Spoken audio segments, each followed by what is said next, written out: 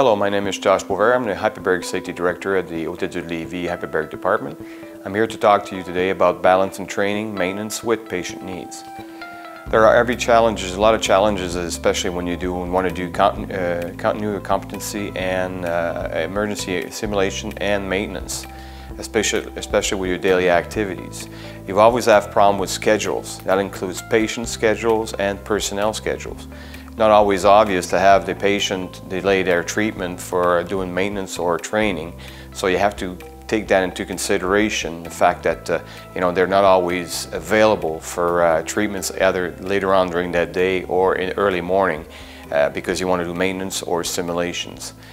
Your personnel schedule as well, they'll have different schedules within the hospital, so you have to manage those when you want to do especially emergency simulations or maintenance if need be. Your planning and timing, you need to inform your supervisors, you need to inform the hospital, you need to inform your staff when you want to do these things, because you want to have max participation. And your timing as well will come into your linked to your schedule and when you're going to be doing this. You want to do it during the summertime or the winter time, where your patients or not patient, but your timing will be better to do those simulations and maintenance.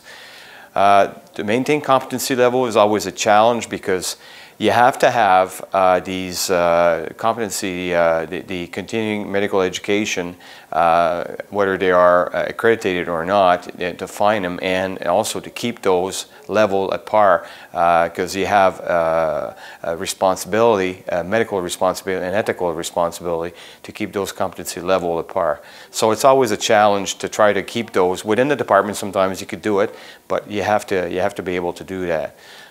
Keeping maintenance up to date, very important. Your chamber and your equipment needs to be maintained at all time. There are routine maintenance that needs to be kept at all times. So whatever the manufacturer or the standards are telling you to do, you have to have those up to date for safety reasons, obviously, for your personnel and patient alike and equipment. Emergency simulation is always important also to keep those up to date. The fact that you need to be able to respond when you have an emergency and you need to respond correctly. So practice, practice, practice makes it perfect. So unfortunately sometimes it's always a challenge when you're going to be doing that because it may require you to shut down or to do it between treatments, and it's not always easy. So sometimes you'll have days of simulations and you'll have mock simulations as well, and you're trying to put those in between the schedule so you're not actually stopping or having any downtime.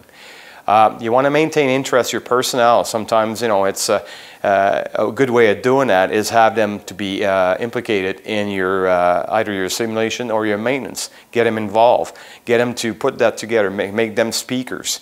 Get them to read research and have them to talk about it and teach other personnel in the department. So it makes them involved and it keeps them their interest. So it's a good way of doing it.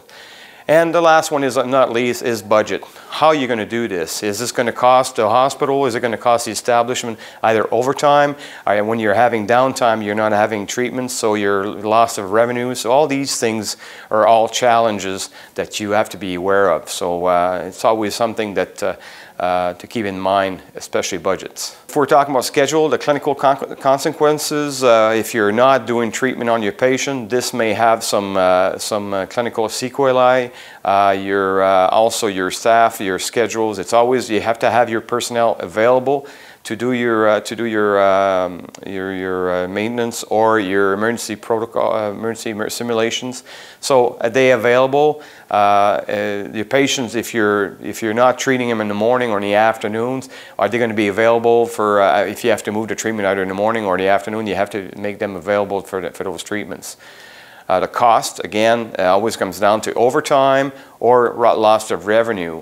Sometimes the establishment is not too keen on that because they'd like for you to work between schedules, between treatment, and it's not always easy. So you'll have to go to your supervisor and say, hey, I'm going to do some simulations or emergency simulations on maintenance.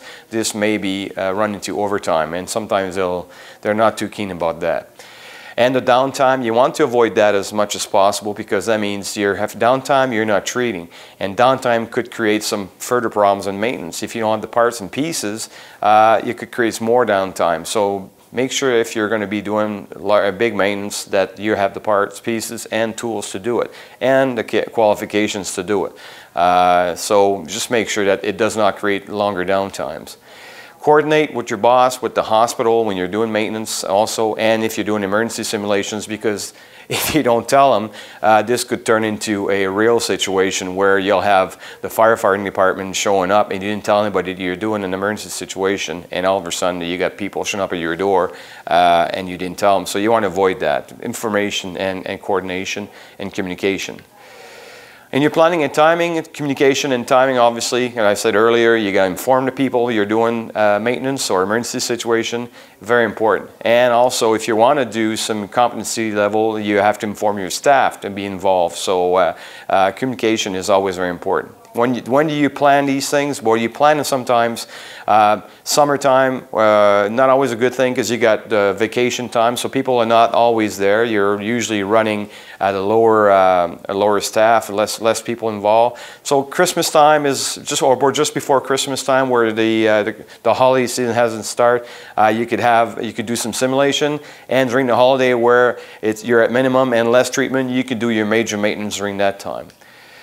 Organization, again, you got to organize these things. You can't just go ahead and not talk to anybody, not planning anything, so you have to organize for sure. And competency. When you're doing competency level, you have a professional and a legal, ethical obligation to maintain your credential. It is your responsibility. So to keep those competency level, you could go either on webinars or seminars, and they will help you out to keep you, like coming to these seminars like we're doing this weekend. Very important. Maintenance. Every hyperbaric chamber should have a maintenance program. The maintenance program should reflect or respect the requirements of the manufacturer, and also those by the hyperbaric standard. So when your establishment is responsible for those maintenance program and should ensure they are respected and followed. Okay, you can't really say, well, you know, I'm not going to do this week or this month because I don't feel like it. No, you have to do it, because it's always respect on safety. Emergency protocols, you shall have, every hyperbaric department shall have validated emergency protocol in place. Of course, those protocols are there to save lives and avoid a critical situation. And reviewing those protocols is everybody's responsibility. It includes the doctors and your staff. And by reviewing those, you might find some discrepancy. So, and also it will put you up to par. And you can also do that by you're doing simulations every year. So ask your staff for comments and feedback and review them quite regularly. So to maintain interest, you could do that by recognition of your staff. You can send them on courses. You can, have them involved in maintenance program. You can have them involved in development and procedures. So get them some feedbacks from them. You can actually have them review existing emergency protocols, and you got to give them challenges. And challenges, it could be by making them doing lectures in the morning and inform us on new procedures, or make them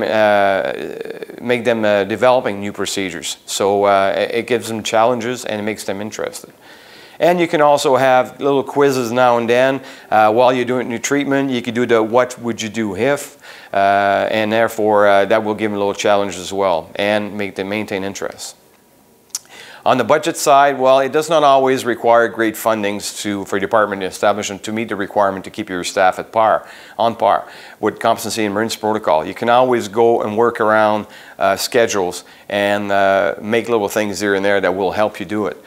Personal financing is not always easy, especially if you have to go on seminar. Sometimes it costs money on the staff. So most establishments have training budget, but hyperbaric usually is a small part of that pie. So you have to find ways of getting people on seminars and webinars, and it doesn't always have to cost a lot of money. So sometimes there are local, so you can send them on local seminars to keep them up to par. So in conclusion, basically, it's not always easy, but there's always ways to work around it, and communication is very important to keep your bosses or your supervisors aware and your staff aware.